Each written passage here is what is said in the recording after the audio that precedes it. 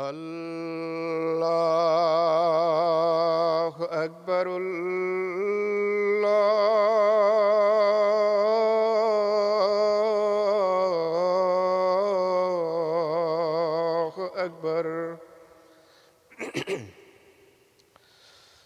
اللہ اکبر اللہ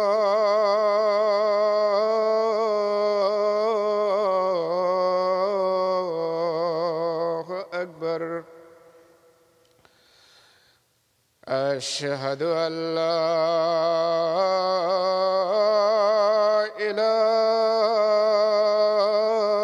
إله إلا الله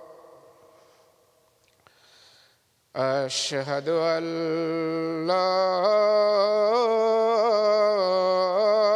إله إلا الله أشهد أن محمدًا رسول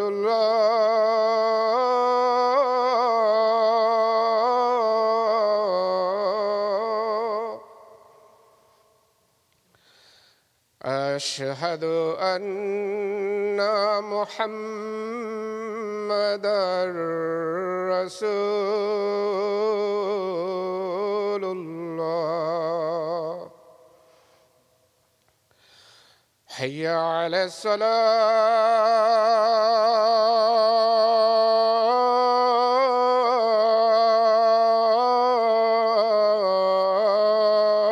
الصلاة حي على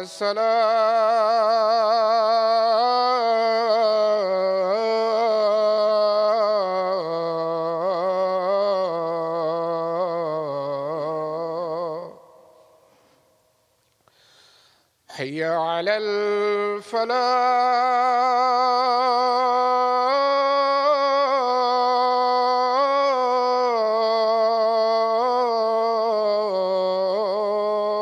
الفلاح حي على الفلاح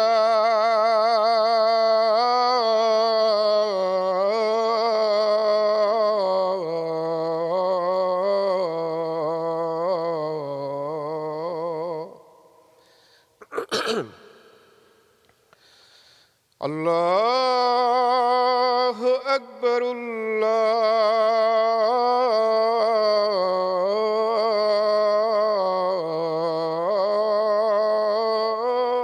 الله أكبر لا إله إلا الله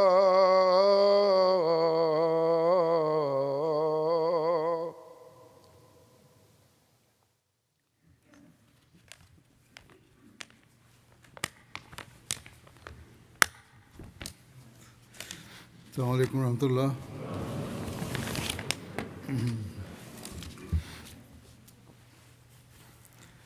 أشهد أن لا إله إلا الله وحده لا شريك له وأشهد أن محمدًا عبده ورسوله. أما بعد فأعوذ بالله من الشيطان الرجيم. بسم الله الرحمن الرحيم. الحمد لله رب العالمين الرحمن الرحيم مالك يوم الدين إياك نعبد وإياك نستعين اهدنا الصراط المستقيم صراط الذين أنعمت عليهم غير المغضوب عليهم ولا الضالين.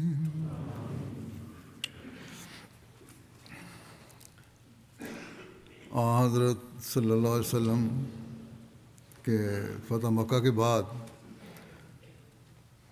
مدینہ واپس آنے کے بعد بھی بعض مہمات پیش آئیں آن وسلم کو، جن کا میں ذکر کروں گا. ایک ذکر ہے سریہ قیس بن سعد بن عبادہ کا. یہ صدا کی طرف سن 8 ہجری میں ہوا. جب وہاں حضرت صلی اللہ علیہ وسلم جیرانہ سے مدینہ واپس آئے تو آپ نے دعوت اسلام کے لیے مختلف علاقوں کی طرف لشکر روانہ کیے. چنانچہ مہاجر بن ابی امیہ کو صنعا، جو یمن کا دارالحکومت ہے، اس کی طرف، اور زیاد بن لبید کو حضرموت کی طرف روانہ فرمایا اور ایک لشکر تیار کیا جس کا امیر قیس بن سعد کو مقرر فرمایا.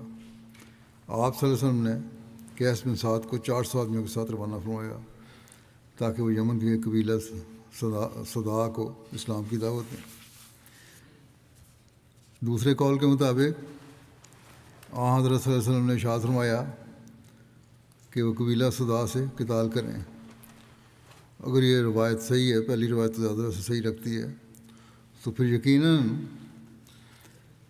اس قبیلے کی طرف سے مسلمانوں کو نقصان پہنچانے کی خبریں آئی ہوں گی، جس پر آپ نے یہ قدم اٹھایا. اگر یہ خبر صحیح ہے، بات صحیح ہے، روایت صحیح ہے، تو آپ صلی اللہ علیہ وسلم نے لکھا ہے کہ آپ صلی اللہ علیہ وسلم نے اس کے لیے ایک جھنڈا، سفید جھنڈا باندھا اور ایک سیاہ پرچم ان کے حوالے کیا. انہوں نے کناء وادی کے ایک جانب پڑاؤ ڈالا. کناء مدینہ اور احد کے درمیان مدینہ کی 3 مشہور وادیوں میں سے ایک وادی ہے.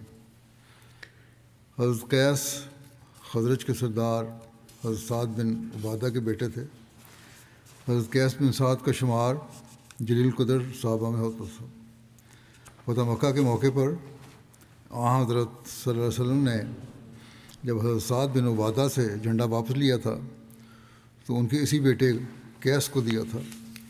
یہ بہت صاحب الرائے اور بہادر شاہ سوار سمجھے جاتے تھے. جود و سخا میں بھی بہت مشہور تھے. حضرت قیس کناء میں پڑاؤ ڈالے ہوئے تھے کہ قبیلہ صدا کے ایک شخص زیاد بن حارث کا ادھر سے گزر ہوا. یہ کچھ عرصہ پہلے مسلمان ہو چکا تھا.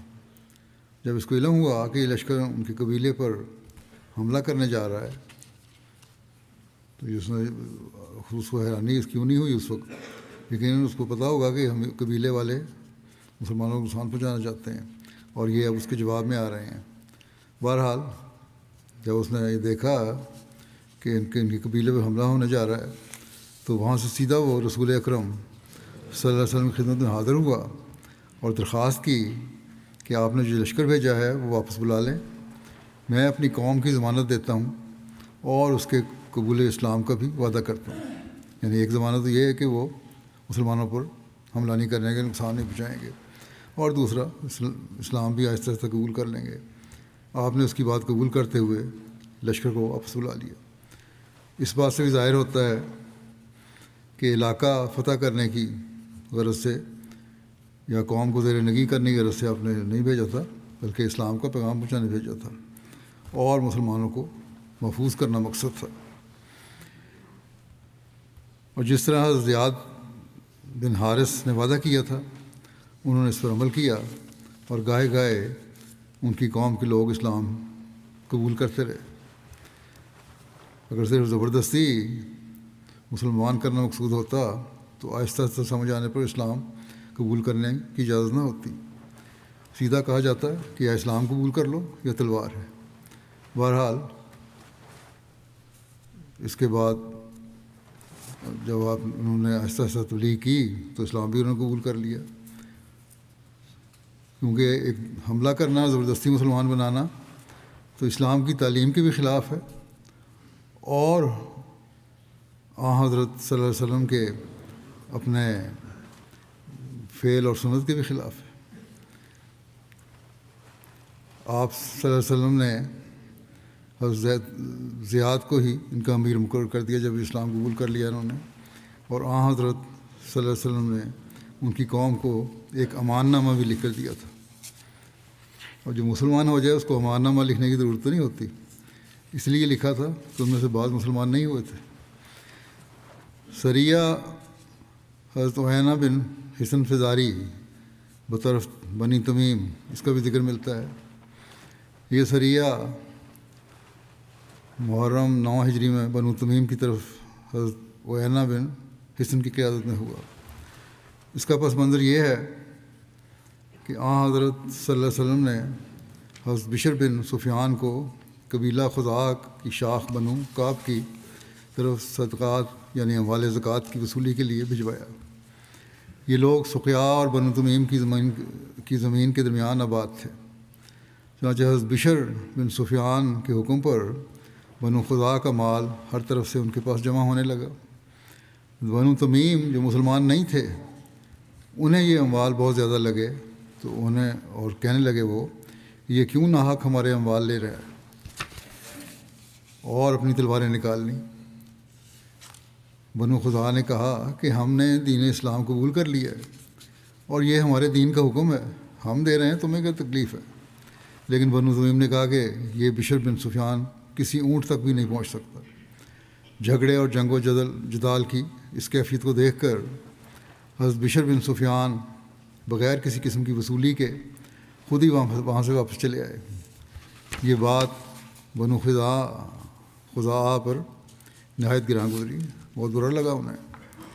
بنو خزاع نے بنو تمیم پر حملہ کیا اور ان کو یہ کہتے ہوئے انہیں وہاں سے نکال دیا کہ اگر تمہاری رشتہ داری نہ ہوتی تو تم اپنے شہروں تک نہ پہنچ پاتے۔ حضور صلی اللہ علیہ وسلم کی طرف سے ضرور ہمیں کسی آزمائش کا سامنا کرنا پڑے گا۔ اب ایسی یہ جو تم نے بات کی ہے اور ہم نے زکوٰۃ نہیں دی، تم لوگوں نے حضور صلی اللہ علیہ وسلم کے نمائندے سے اعراض کیا اور اس سے ہمارے اموال کی زکوٰۃ لینے سے روک دیا۔ دوسری طرف حضرت بشر بن سفیان نبی کریم صلی اللہ علیہ وسلم کے پاس آئے اور آپ کو حالات سے آگاہ کیا۔ آپ صلی اللہ علیہ وسلم نے فرمایا کون اس قوم کو سبق سکھائے گا؟ سب سے پہلے حضرت عیینہ بن حصن نے لبیک کہا۔ حضرت صلی اللہ علیہ وسلم نے حضرت عیینہ بن حصن کو 50 عرب شاہ سواروں کے ہمراہ بنو تمیم کی طرف روانہ فرمایا، جن میں مہاجرین اور انصار میں سے کوئی بھی نہیں تھا۔ عیینہ اپنے ساتھیوں کے ساتھ روانہ ہوئے۔ وہ رات کو چلتے اور صبح کو چھپ جاتے، حتیٰ کہ وہ صحرا میں پہنچ گئے جہاں بنو تمیم فروکش تھے اور اپنے مویشی چرا رہے تھے۔ جب بنو تمیم نے اس لشکر کو دیکھا تو وہ سب کچھ چھوڑ کر وہاں سے بھاگ گئے۔ ان کے 11 مرد، 11 عورتیں اور 30 بچے قید ہوئے، جنہیں وہ مدینہ لے آئے اور نبی کریم صلی اللہ علیہ وسلم کے حکم مطابق حضرت رملہ بنت حارث کے گھر ٹھہرا دیا گیا۔ بعد میں بنو تمیم کے 80 یا 90 سرکردہ افراد پر مشتمل ایک وفد حضرت صلی اللہ علیہ وسلم کی خدمت میں حاضر ہوا۔ اس وفد میں ان کے قبیلے کے قادر الکلام قبیلے کے قادر الکلام شعراء اور خطیب بھی شامل تھے۔ بس یہ سب مسجد میں اس وقت آئے جب لوگ نماز ظہر کے لیے رسول اللہ صلی اللہ علیہ وسلم کا انتظار کر رہے تھے۔ وفد کے لوگوں نے سمجھا کہ شاید آپ صلی اللہ علیہ وسلم نے دیر کر دی ہے، تو ان میں سے کچھ لوگ حضرت صلی اللہ علیہ وسلم کے حجرے کے قریب جا کر اونچی آواز میں پکار کر کہنے لگے کہ اے محمد صلی اللہ علیہ وسلم ہماری طرف باہر آئیے۔ آپ صلی اللہ علیہ وسلم باہر تشریف لائے تو یہ لوگ رسول اللہ صلی اللہ علیہ وسلم سے گفتگو کرنے لگے۔ پھر رسول اللہ صلی اللہ علیہ وسلم نے ظہر کی نماز پڑھائی اور نماز پڑھ کر مسجد کے صحن میں بیٹھ گئے۔ وفد کے امیر نے کہا کہ ہم اشعار اور خطاب میں آپ سے مفاخرت چاہتے ہیں، یعنی تقریر اور شعر میں ہم سے مقابلہ کر لیں کہ کس قوم کا خطیب اور شاعر بلند پائے کا ہے۔ ہمیں فخر ہے ہمارے خطیب بھی اچھے ہیں، ہمارے شاعر بھی اچھے ہیں۔ آپ نے فرمایا کہ شعر و بیان میں مفاخرت میری بے عزت کا مقصد نہیں ہے۔ میں اس لیے نہیں آیا کہ اپنے شعر اور بیان اور تقریر کو پیش کروں فخر سے، میرا مقصد تو اللہ تعالیٰ کی طرف لانا ہے۔ لیکن تمہاری آمد کی یہی غرض ہے تو اپنے فن کا مظاہرہ کرو، اگر تم چاہتے ہو تو پھر ٹھیک ہے، کر لو، ہم اس کا جواب دے دیں گے۔ وفد والوں نے اپنے خطیب عطارد بن حاجب کو آگے کیا، اس نے تقریر کی۔ رسول اللہ صلی اللہ علیہ وسلم نے حضرت ثابت بن قیس بن شماس کو جواب دینے کا کہا۔ انہوں نے اس کے جواب میں زبردست تقریر کی جو اس کی تقریر پر غالب آ گئی، اس دشمن کی۔ حسان بن ثابت اس وقت مجلس میں موجود نہیں تھے۔ حضرت صلی اللہ علیہ وسلم نے ان کو بلوایا۔ اس کے بعد وفد کے شاعر زبرقان بن بدر نے اپنے اشعار پیش کیے، وہ حضرت پیش کیے۔ پھر حضرت صلی اللہ علیہ وسلم نے حسان سے فرمایا کہ وہ اس کے مقابل پر اپنا کلام سنائیں۔ حضرت حسان نے اس کا برجستہ جواب دیا۔ جب حضرت حسان فارغ ہوئے تو وفد کے لوگ آپس میں اکٹھے بیٹھے تو اقرا بن حابس جو اس وقت وفد کے ساتھ آئے تھے، انہوں نے اپنے ساتھیوں کے سامنے بے ساختہ تبصرہ کیا کہ ان کا خطیب ہمارے خطیب سے بڑھ کر ہے اور ان کا شاعر ہمارے شاعر سے کہیں زیادہ بلند پائے کا ہے، یہ ہم سے بہت آگے ہیں۔ پھر جب لوگ فارغ ہو گئے تو انہوں نے اسلام قبول کر لیا۔ بعض روایات کے مطابق حضرت اقرا بن حابس کچھ عرصہ پہلے اسلام لا چکے تھے اور اب وہ وفد کے ساتھ دوبارہ حاضر خدمت ہوئے تھے۔ حضرت صلی اللہ علیہ وسلم نے بنو تمیم کے اسلام قبول کر لینے کے بعد ان کے قیدی واپس لوٹا دیے اور سب کو انعام و اکرام سے بھی نوازا۔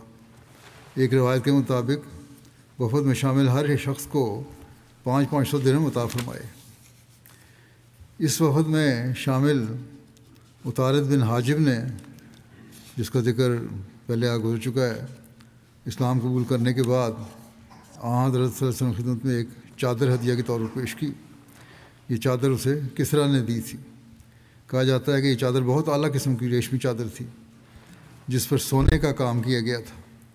صحابہ نے چادر کی نفاست اور ملائمت دیکھی تو وہ بہت متاثر ہوئے اور اس کو اپنے ہاتھوں سے چھو کر دیکھنے لگے۔ صحابہ کے انداز دیکھ کر آپ صلی اللہ علیہ وسلم فرمایا کہ تم اس چادر پہ اتنے حیران ہو رہے ہو؟ جنت میں 7 کی چادریں ان سے بہت زیادہ نرم اور بہت زیادہ اچھی ہیں۔ حضرت مرزا بشیر احمد صاحب نے بھی اس واقعے کا تبصرہ کیا ہے ایک عمومی رنگ میں کہ آپ نے کہا کہ ایک عرصے کے بعد جب آپ صلی اللہ علیہ وسلم کو کسی جگہ سے کچھ ریشمی پارچات ہدیتاً آئے تو بعض صحابہ نے انہیں دیکھ کر ان کی نرمی اور ملائمت کا بڑے تعجب کے ساتھ ذکر کیا اور اسے یہ غیر معمولی چیز جانا۔ آپ نے فرمایا کیا تم اس کی نرمی پر تعجب کرتے ہو؟ خدا کی قسم جنت میں 7 کی چادریں ان سے بہت زیادہ نرم اور بہت زیادہ اچھی ہیں۔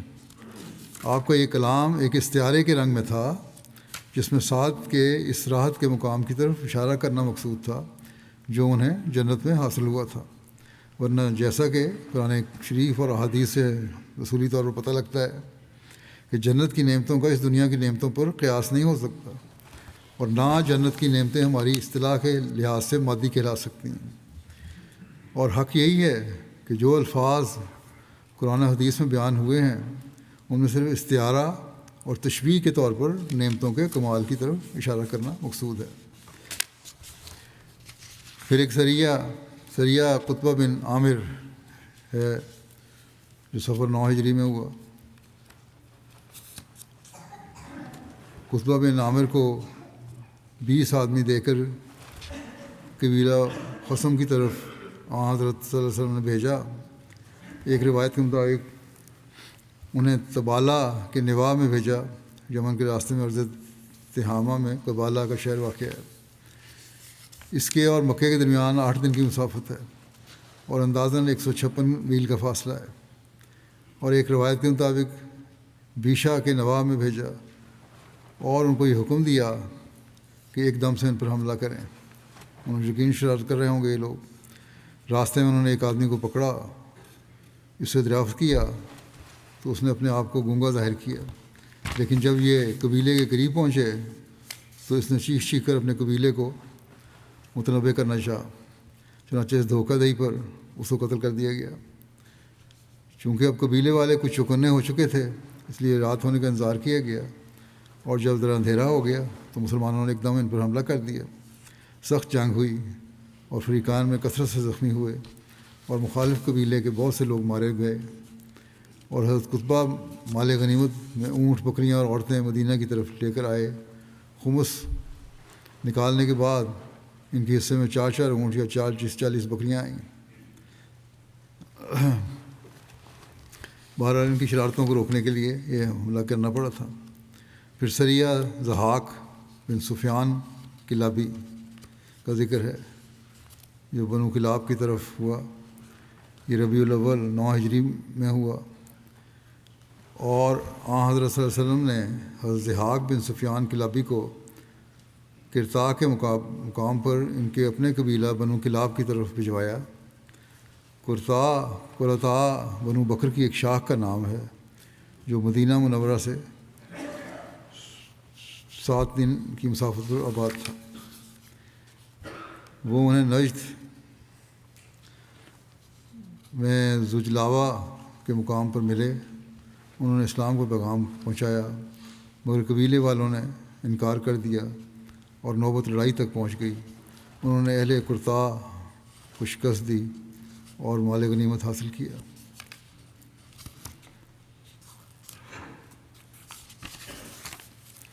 اس سریہ کا ایک ایمان افروز واقعہ یہ بھی ہے کہ سلمہ بن قرط ایک کافر تھا جو مخالفین کے سرغروں میں شامل تھا۔ البتہ اس کا بیٹا اسید بن سلمہ جو کہ مسلمان ہو چکا تھا، وہ مسلمانوں کی طرف سے اس لشکر میں شامل تھا۔ جب دشمن مسلمانوں کے حملے کی تاب نہ لاتے ہوئے بھاگا تو ان میں حضرت اسید کا والد سلمہ بھی تھا۔ اسید نے اپنے والد کا تعاقب کیا تو وہ جان بچانے کے لیے اپنے گھوڑے سمیت پانی میں کود گیا۔ یہ بھی اس کے پیچھے گئے اور والد کو دوبارہ اسلام کی دعوت دی کہ کسی نہ کسی طرح میرا باپ دوزخ سے بچ جائے، لیکن باپ نے جواب میں بیٹے کو برا بھلا کہنا شروع کر دیا۔ بیٹے نے جب دیکھا کہ یہ اپنی سرکشی اور باغیانہ رویے پر قائم ہے تو والد کے گھوڑے کی کونچیں کاٹ ڈالیں اور ایک دوسرے شخص نے آ کر اس کو قتل کر دیا۔ البتہ ایک دوسری روایت بھی ہے، اس کے مطابق جب اسید نے مدینہ آ کر اسلام قبول کر لیا تو ان کے بوڑھے باپ نے انہیں ایک خط لکھا جس میں کچھ اشعار تھے، جس میں اپنے بڑھاپے کی عمر میں اپنے بیٹے کی نافرمانی کا شکوہ کیا اور بیٹے کو اسلام قبول کرنے پر طعن بھی کیا، اور لکھا کہ وہ کیا باتیں ہیں کہ جس کی وجہ سے تم نے اپنے بوڑھے باپ کو چھوڑ دیا اور اسلام قبول کر لیا۔ اسید اپنے باپ کو ایک خط دے کر حضرت صلی اللہ علیہ وسلم کی خدمت میں حاضر ہوئے اور ساری بات عرض کر کے والد کو جواب لکھنے کی اجازت چاہی۔ چنانچہ حضور صلی اللہ علیہ وسلم کے ارشاد پر انہوں نے اپنے والد کو ایک تبلیغی خط لکھا، جس کو پڑھ کر ان کے والد نے بھی اسلام قبول کر لیا۔ یہ روایت بھی ہے اس میں۔ پھر سریہ حضرت علقمہ بن مجزز و طرف جدہ کا ذکر ہے۔ ابن سعد نے لکھا ہے کہ سریہ ربیع ثانی 9 ہجری میں ہوا، جبکہ بعض دوسری روایات کے مطابق صفر 9 ہجری میں ہوا۔ حضرت صلی اللہ علیہ وسلم کو خبر ملی کہ اہل حبشہ میں سے کچھ جنگجو جدہ کے سال پر اترے ہیں۔ بعض روایات کے مطابق وہ اہل مکہ کے خلاف ڈاکہ زنی کرنا چاہتے تھے۔ ایک کتاب میں لکھا ہے کہ ان لوگوں نے سمندر پار کر کے مسلمانوں کو نقصان پہنچانے کی کوشش کی۔ جدہ مکہ مکرمہ کے مغربی ساحل سمندر پر آباد ایک شہر ہے، آج بھی ہے۔ یہ حجاز کا ایک بڑا شہر ہے۔ مکہ اور جدہ کے درمیان 75 کلومیٹر کا فاصلہ ہے، جبکہ مدینہ سے جدہ کا تقریباً 250 میل کے فاصلہ ہے۔ آپ نے حضرت علقمہ کو 300 افراد کی کمان دے کر ان کی طرف بھیجوایا۔ جو لوگ اہل حبشہ سے جدہ کے سال پر اترے تھے، ان کو حضرت علقمہ کی آمد کا علم ہوا تو وہ لوگ اپنی کشتیوں پر سوار ہو کر سمندر میں فرار ہو گئے۔ حضرت علقمہ نے ایک جزیرے تک ان کا پیچھا کیا۔ اس مہم کا ایک واقعہ قابل ذکر ہے جو یوں بیان ہوا ہے کہ حضرت ابو سعید خدری سے روایت ہے کہ رسول اللہ صلی اللہ علیہ وسلم نے ایک لشکر پر علقمہ بن مجزز کو سردار مقرر کیا اور میں بھی اس لشکر میں تھا۔ جب ہم منزل مقصود پر پہنچے اور مہم سے فارغ ہو کر جلد واپس جانے کے لیے ایک گروہ نے اپنے امیر سے اجازت چاہی تو انہوں نے اس کو اجازت دی اور ان پر عبداللہ بن حذافہ سہمی کو امیر مقرر کیا۔ ان کی طبیعت میں مزاح تھا۔ یہ لوگ راستے میں اترے، ان لوگوں نے آگ جلائی تاکہ وہ آگ تاپیں۔ سنن ابن ماجہ میں آیا ہے کہ عبداللہ سہمی نے کہا کہ کیا میرا تم پر حق نہیں کہ تم سنو اور اطاعت کرو؟ انہوں نے کہا کیوں نہیں؟ اس نے کہا کہ میں تمہیں جس بات کا حکم دوں گا تم اس پر عمل کرو گے؟ انہوں نے کہا کہ ہاں۔ اس نے کہا کہ میں تمہیں حکم دیتا ہوں کہ تم اس آگ میں کود جاؤ۔ کچھ لوگ کھڑے ہو گئے اور کودنے کے لیے تیار ہو گئے۔ جب اسے یقین ہو گیا کہ وہ تو کودنے میں لگے ہیں تو اس نے کہا اپنے آپ کو روک لو کیونکہ میں تو تم سے صرف مذاق کر رہا تھا۔ جب واپس آئے تو لوگوں نے اس بات کا ذکر نبی کریم صلی اللہ علیہ وسلم سے کیا تو رسول اللہ صلی اللہ علیہ وسلم نے فرمایا من امرکم منہم بمعصیت اللہ فلا تطیعوہ، جو تمہیں ان امراء میں سے اللہ کی نافرمانی کا حکم دے تو اس کی اطاعت نہ کرو۔ ایک روایت میں یہ ہے کہ حضرت صلی اللہ علیہ وسلم نے فرمایا لا طاعۃ فی معصیت اللہ انما طاعۃ فی المعروف، کہ اللہ تعالیٰ کی نافرمانی میں اطاعت نہیں ہے، اطاعت تو صرف معروف میں ہے۔ ایک اور روایت میں لکھا ہے کہ جب یہ واقعہ حضرت صلی اللہ علیہ وسلم کی خدمت میں پیش ہوا تو آپ سخت ناراض ہو گئے اور فرمایا لو دخلوها ما خرجوا منها الی یوم القیامہ الطاعۃ فی المعروف، کہ اگر وہ اس میں داخل ہوتے تو قیامت تک اس میں سے نہ نکلتے، یعنی آگ میں سے، کیونکہ اطاعت تو معروف بات میں ہوتی ہے۔ حضرت مسلم موعود نے بھی اس واقعے کو بیان کیا ہے کہ جو امور شریعت کے خلاف ہوں ان میں اطاعت نہیں ہوتی۔ رسول کریم صلی اللہ علیہ وسلم نے ایک دفعہ ایک صحابی کو ایک چھوٹے سے لشکر کا سردار بنا کر بھیجا۔ راستہ میں انہوں نے کوئی بات کہی جس پر بعض صحابہ نے عمل نہ کیا۔ اس پر وہ ناراض ہوئے اور کہنے لگے مجھے رسول کریم صلی اللہ علیہ وسلم نے تم لوگوں کو امیر مقرر کیا ہے اور آپ نے یہ بھی فرمایا ہوا ہے کہ جس نے میرے مقرر کردہ امیر کی اطاعت کی اس نے میری اطاعت کی، اور جس نے اس کی نافرمانی کی اس نے میری نافرمانی کی، اور جب میں رسول کریم صلی اللہ علیہ وسلم کا مقام ہوں تو تم نے میری نافرمانی کیوں کی ہے؟ اس پر صحابہ نے کہا کہ ہم آپ کی اطاعت کریں گے۔ انہوں نے کہا اچھا میں دیکھتا ہوں کہ تم لوگ اطاعت کرتے ہو یا نہیں۔ چنانچہ انہوں نے آگ جلانے کا حکم دیا، اور جب آگ جلنے لگی تو صحابہ سے کہا کہ اس میں کود پڑو۔ بعض تو آمادہ ہو گئے، تیار ہو گئے، مگر دوسروں نے ان کو روکا اور کہا کہ اطاعت امور شرعی میں ہے، ان کو تو شریعت کی واقفیت نہیں ہے، اس طرح آگ میں کود کر جان دینا ناجائز ہے، اور خدا تعالیٰ کا حکم ہے کہ خودکشی نہیں کرنی چاہیے۔ جب یہ امر رسول کریم صلی اللہ علیہ وسلم کے سامنے پیش ہوا تو آپ نے اس میں ان لوگوں کی تائید کی جنہوں نے کہا تھا کہ آگ میں کودنا جائز نہیں۔ پھر سریہ حضرت علی بطرف فلس بنو طے کا ذکر بھی آتا ہے، ربیع ثانی 9 ہجری میں ہوا۔ فلس نجد کے علاقہ کا ایک بت تھا اور قبیلہ طے اس کی عبادت کرتا تھا۔ اس پر نظر و نیاز کے ساتھ ساتھ اسلحہ بھی نظر کیا کرتا تھا۔ رسول اللہ صلی اللہ علیہ وسلم نے حضرت علی کو 150 انصار کے ہمراہ اس لشکر کی اس کے اور جس میں 100 اونٹ اور 50 گھوڑے تھے بنو طے کے بت فلس کو گرانے کے لیے روانہ فرمایا۔ اس لشکر کی یہ خصوصیت تھی کہ سوائے حضرت علی کے باقی سب لوگ انصار تھے، مہاجرین وغیرہ میں سے کوئی نہیں تھا۔ بنو طے عرب کا ایک مشہور قبیلہ ہے۔ یہ لوگ شام کے قریب آباد تھے۔ آپ نے سریہ کے لیے حضرت علی کو ایک کالے رنگ کا بڑا جھنڈا اور سفید رنگ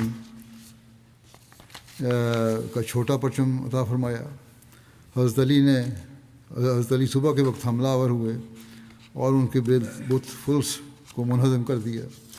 بہت سارے قیدی اور مال مویشی قبضے میں کیے۔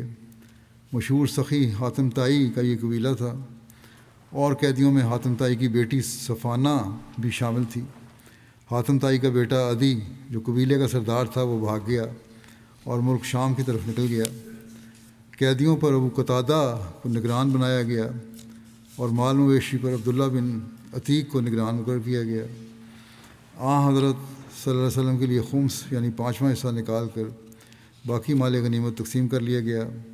البتہ حاتم کی بیٹی صفانہ کو انہوں نے تقسیم نہیں کیا اور گرفتار کر کے مدینہ لے آئے۔ حاتم طائی کی بیٹی صفانہ کو تمام قیدیوں کے ساتھ مسجد نبوی کے دروازے کے ساتھ ایک خیمے میں رکھا گیا۔ صفانہ بہت باہمت اور زیرک عورت تھی۔ جب حضرت صلی اللہ علیہ وسلم اس کے خیمے کے پاس سے گزرے تو وہ آپ کی تعظیم کے لیے کھڑی ہو گئی اور عرض کی، یا رسول اللہ، میرا باپ فوت ہو چکا ہے اور جو سرپرست بھائی تھا وہ فرار ہو گیا ہے، بس مجھ پر احسان فرمائیں، اللہ آپ پر کرم فرمائے گا۔ آپ نے پوچھا، تیرا سرپرست کون ہے؟ اس نے بتایا، عدی بن حاتم طائی۔ آپ نے فرمایا، وہی جو اللہ اور اس کے رسول سے بھاگا ہوا ہے۔ آپ یہ فرما کر وہاں سے رخصت ہو گئے۔ اگلے روز آپ جب وہاں سے گزرے تو صفانہ نے پھر وہی کل والی بات دہرائی۔ آپ نے بھی وہی کل والا جواب دیا اور تشریف لے گئے اور وہ مایوس ہو گئی۔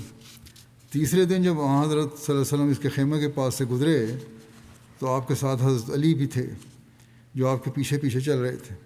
حضرت علی نے صفانہ کو اشارہ کیا وہ اٹھ کر پھر اپنا مدعا پیش کرے۔ وہ فوراً تعظیم کے ساتھ کھڑی ہو گئی اور اپنی وہی درخواست پھر حضرت صلی اللہ علیہ وسلم کی خدمت میں پیش کی۔ آپ نے فرمایا، میں نے تیری درخواست قبول کر لی ہے، تو اب آزاد ہے، لیکن یہاں سے جانے میں جلد بازی سے کام نہ لینا۔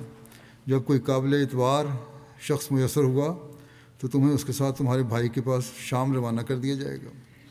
ایک روایت میں ہے کہ اس نے رسول اللہ صلی اللہ علیہ وسلم سے عرض کیا کہ آپ صلی اللہ علیہ وسلم اس پر احسان فرمائیں، یعنی آزاد کر دیں۔ چنانچہ آپ صلی اللہ علیہ وسلم نے اس پر احسان فرمایا اور اسے رہا فرما دیا۔ اس کا نتیجہ یہ ہوا کہ وہ مسلمان ہو گئی۔ یہ بھی ایک روایت میں آتا ہے کہ جہاں آزادی سے پہلے مسلمان بھی ہو گئی تھی، فوراً بعد آزادی کے۔ کچھ دن کے بعد بنو قزاع کے کچھ لوگ مدینہ آئے جو شام جانے کا ارادہ رکھتے تھے۔ صفانہ کو ان کا علم ہوا تو اس نے آپ صلی اللہ علیہ وسلم کی خدمت میں عرض کی کہ وہ ان لوگوں پر اعتماد رکھتی ہے، اس لیے اسے ان کے ہمراہ شام جانے کی اجازت دی جائے۔ آپ صلی اللہ علیہ وسلم نے اسے اجازت عطا فرمائی اور اسے ساتھ کپڑے اور سواری اور زاد راہ بھی مہیا فرمایا۔ وہاں سے رخصت ہو کر وہ اپنے بھائی عدی کے پاس شام پہنچ گئی۔ جب وہ شام پہنچی اور اپنے بھائی سے ملی تو اس کو طعنہ دیا کہ اپنے بیوی بچے لے کر وہاں سے بھاگ آئے ہو اور اپنی بہن اور عزت کو وہیں چھوڑ آئے ہو۔ یہ سن کر بھائی نے معذرت کی اور شرمندگی کا اظہار کیا۔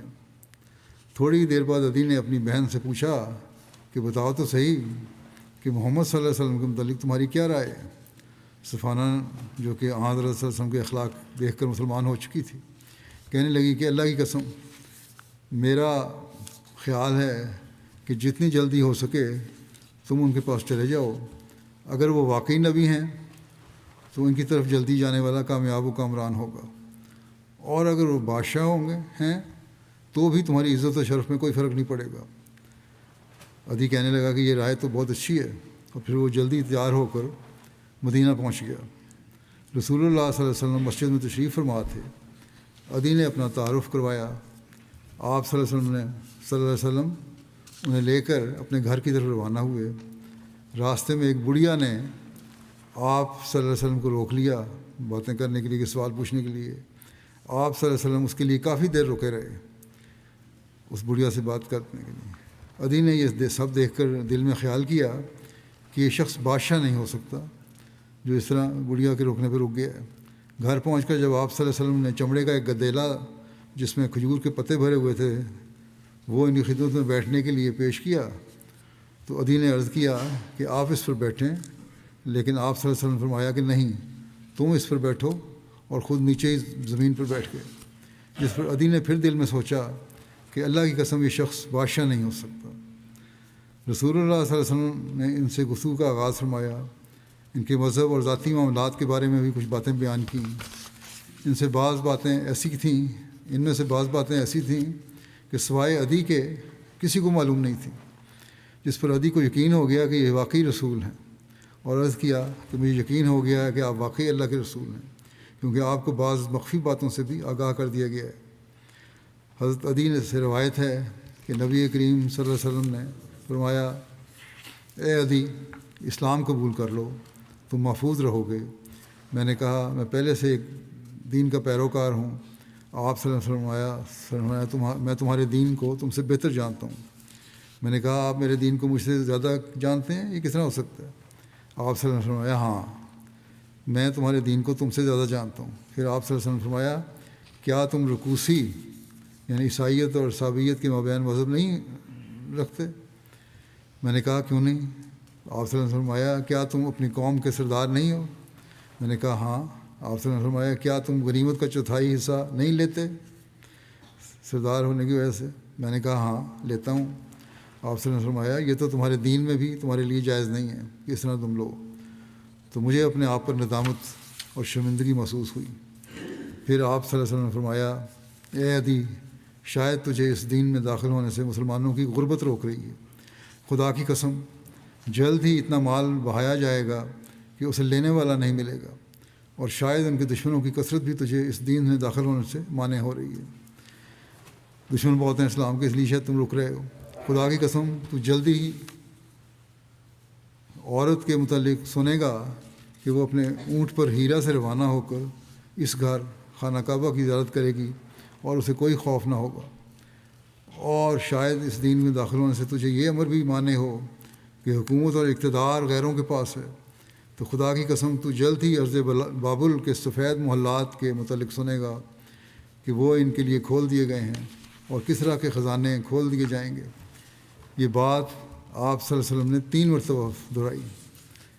عدی کہتے ہیں کہ آپ صلی اللہ علیہ وسلم کی خوش اخلاقی اور ان تمام باتوں کو دیکھ کر میں مسلمان ہو گیا۔ حضرت عدی نے اسلام قبول کرنے کا واقعہ خود بیان کیا، اور بیان کرتے ہیں کہ وہ یہ بھی کہا کرتے تھے کہ میں نے مسافر عورت کو دیکھا ہے کہ وہ ہم سفر کے بغیر ہیرا سے نکل کر بیت اللہ کا طواف کرنے کو آئی، اور کس طرح کی فتح کے لشکر میں میں خود شامل تھا۔ قبول اسلام کے بعد حضرت عدی اسلامی احکام کا بہت اہتمام کیا کرتے تھے۔ نماز کے لیے ہر وقت باوضو رہتے، اور نماز کی ادائیگی کے لیے بہت فکر مند اور مستعد رہتے تھے۔ یہ جو لوگ بار بار سوال کرتے ہیں کہ محرم کا رشتہ حج کے لیے جانا ضروری ہے، وہ حالات میں ضروری تھا، اس کو میں کئی دفعہ جواب بھی دے چکا ہوں، لیکن یہ بھی اس بات کی تائید کرتی ہے کہ یہ کہتے ہیں میں نے خود دیکھا، ایک عورت نکلی ہے ہیرا سے اور اکیلی تھی، اور کعبہ کے طواف کے لیے آئی، اور کوئی اس کے ساتھ نہیں تھا، کوئی محرم والی بات شرط نہیں تھی۔ حضرت علی کی اس مہم کے کچھ دیر بعد طے قبیلہ کا وفد آن صلی اللہ علیہ وسلم خدمت میں حاضر ہوا، اور انہوں نے اسلام قبول کر لیا۔ پھر سریہ عکاشہ بن محصن کا ذکر ہے جو جناب کی طرف تھا۔ یہ سریہ ربیع ثانی 9 ہجری میں رونما ہوا۔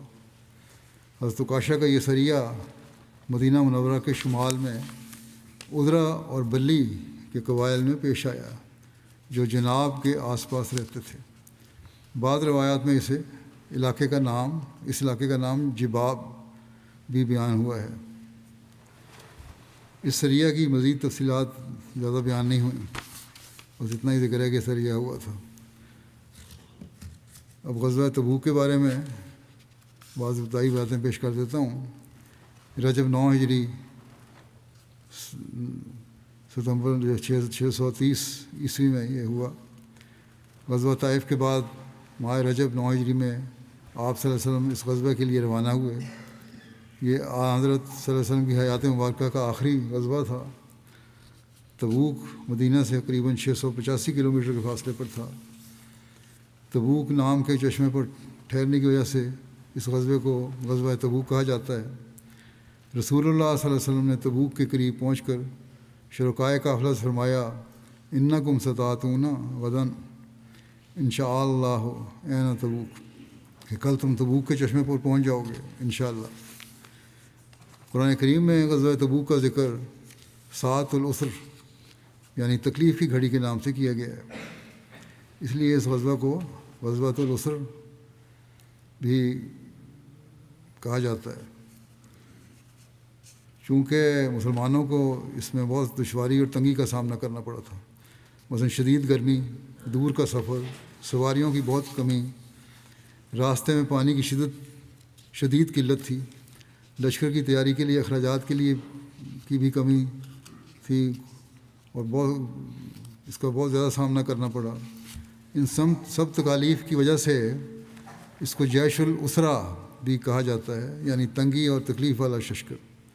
اس غزوے کو غزوۃ الفاضحہ بھی کہتے ہیں، عربی میں فضاحت، رسوائی اور پردہ دری کو کہتے ہیں، اور چونکہ اس کی وجہ سے بہت سے منافقین کا حال کھل کر سامنے آ گیا جو ان کی مزید رسوائی اور پردہ دری کا باعث بنا، اس لیے اس کو یہ نام دیا گیا۔ غزوہ تبوک کے اسباب اور عوامل اور پس منظر کیا تھے؟ ویسے تو اہل مدینہ کو بیرونی طاقتوں، خاص طور پر رومیوں کے حمایت یافتہ بنو غسان کے حملے کا ہر وقت خطرہ رہتا تھا، اور ایسی اطلاعات بھی تھیں کہ یہ دونوں یعنی رومی اور غسانی کسی جنگ کی تیاری کر رہے ہیں۔ غسانی حملے کے خطرہ اور خوف کے بارے میں حضرت عمر خود بیان فرماتے ہیں کہ ہمیں ہر وقت غسانیوں کے حملے کا ڈر رہتا تھا، یعنی ہر وقت یہ خدشہ اور خیال ہوتا تھا کہ اب حملہ ہوا کہ اب ہوا۔ جو البتہ تبوک کے جنگ کا فوری سبب ہوا وہ یہ ایک روایت میں اس طرح ہے کہ تاجروں کی ایک جماعت نے جو مدینہ میں شام سے زیتون کا تیل لائی تھی، مسلمانوں کو بتایا کہ اہل روم نے شام میں ایک بہت بڑا لشکر جمع کیا اور ہرقل نے ان فوجیوں یا اتحادیوں کو 1 سال کا خرچہ فراہم کیا ہے۔ اس کے ساتھ لخم، جذام، عاملہ، غسان اور دیگر عیسائی قبائل مل گئے ہیں، اور ان کے ہراول دستہ بلقاء تک پہنچ چکا ہے۔ بلقاء ملک شام میں واقع ایک علاقہ ہے جو دمشق اور وادی القرا کے درمیان ہے۔ اس غزوے کا دوسرا سبب یہ بھی ہوا ایک روایت میں جس کا ذکر ملتا ہے کہ عرب کے عیسائیوں نے ہرقل کی طرف لکھا کہ جس شخص نے نبوت کا دعویٰ کیا ہے یعنی محمد صلی اللہ علیہ وسلم، وہ ہلاک ہو گیا نعوذ باللہ، اور اس کے ساتھیوں کو قحط سالی نے آ لیا ہے اور ان کے مال مویشی تباہ ہو گئے ہیں، اور اب ان پر حملہ آور ہونے اور عیسائیت کو غالب کرنے کا نہایت سازگار موقع ہے۔ چنانچہ اس نے اپنی فوجی جرنیل کو 40,000 کے لشکر کے ساتھ روانہ کیا۔ اس جرنیل کا نام قباز یا زنات تھا۔ حضرت صلی اللہ علیہ وسلم کو جب اس لشکر کی خبر ملی تو آپ صلی اللہ علیہ وسلم نے بھی لشکر تیار کرنے کا ارشاد فرمایا۔ بنیادی سبب یہی معلوم ہوتا ہے کہ مکہ فتح ہونے کے بعد اور جنگ حنین میں بنو حوازن جیسے طاقتور ترین قبیلے کو بھی عبرتناک شکست دینے کے بعد عرب کے ارد گرد کے تمام قبائل پر مسلمانوں کو غلبہ ملنے کے بعد یہود و نصارہ اور منافقین ایک مرتبہ پھر سر جوڑ کر بیٹھے اور اپنی ہر کوشش کو ناکام ہوتے دیکھ کر اس وقت کی سپر پاور یعنی کیسر روم سے مدد مانگنے کا فیصلہ کیا، اور اس کے لیے انہوں نے ایک بہت بڑی اور بہت ہی خطرناک پلاننگ کی۔ ایک طرف کیسر روم سے رابطہ کیے اور اس کو تیار کیا کہ وہ اپنی فوج بھیجے تاکہ مسلمانوں کا قلع کما کیا جائے، اور دوسری طرف منافقین نے یہ کیا کہ مدینے میں پہلے سے ہی یہ افواہیں اڑانا شروع کر دیں کہ کیسر روم اپنے لشکر بھیج رہا ہے جو مدینے میں محمد صلی اللہ علیہ وسلم سمیت تمام مسلمانوں کا قلع کما کر دے گا۔ اس طرح سے منافقین اور دوسرے مخالف یہ چاہتے تھے کہ زیادہ ممکن ہے کہ آن صلی اللہ علیہ وسلم خود ہی لشکر کا مقابلہ کرنے کے لیے مدینہ سے شام کی طرف نکل جائیں گے، اور دونوں صورتوں میں سفر کی مشکلات یا کیسر روم سے مقابلہ مسلمانوں اور آن حضرت صلی اللہ علیہ وسلم کی نعوذ باللہ ہلاکت کو یقینی بنا دے گا۔ بہرحال یہ ان کی خواہش تھی، اس کی اب مزید لمبی تفصیل ہے جو انشاءاللہ آئندہ بیان کروں گا۔ آج ربا میں مسجد مہدی گول بازار میں اس پر دہشت گردوں نے حملہ بھی کیا، اور ہمارے 5-6 لوگ زخمی ہیں وہاں، 2 بہت زیادہ زخمی ہیں، آپریشن وغیرہ بھی ہو رہا تھا ان کا، اور اللہ کرے کہ ان کی حالت بہتر ہو گئی ہو، باقی زخمی بھی اللہ تعالیٰ ان پر فضل فرمائے۔ اور بعض جو 2 سیریس زخمی ہیں ان کے پیٹ میں گولیاں لگی ہیں۔ دہشت گرد کو بھی ایک کو ہمارے سیکورٹی والوں نے مار دیا ہے، ایک دوڑ گیا ہے۔ یہی ابھی تک کی رپورٹ ہے، ابھی تفصیلات ابھی آئیں گی۔ اللہ تعالیٰ دہشت گردوں اور قانون توڑنے والوں اور جماعت کے مخالفین کو جلد پکڑے۔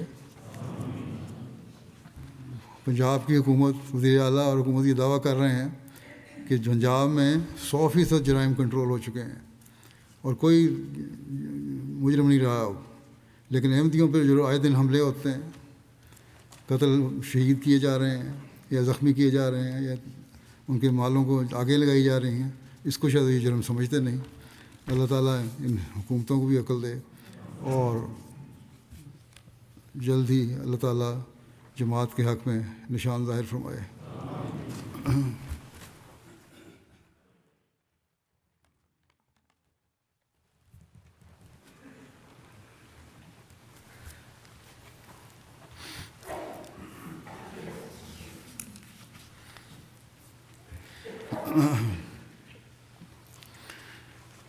الحمد لله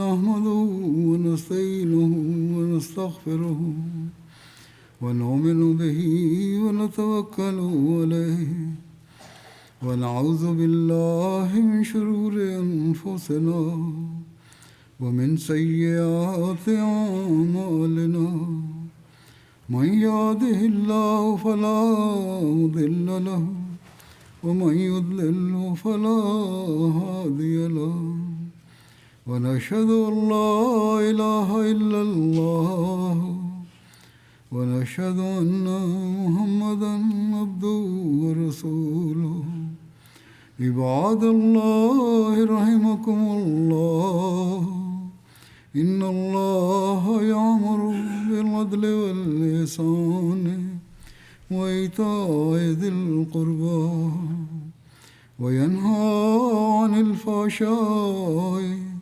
والمنكر والبغي يعظكم لعلكم تذكرون اذكروا الله يذكركم وادعوه يستجب لكم ولذكر الله أكبر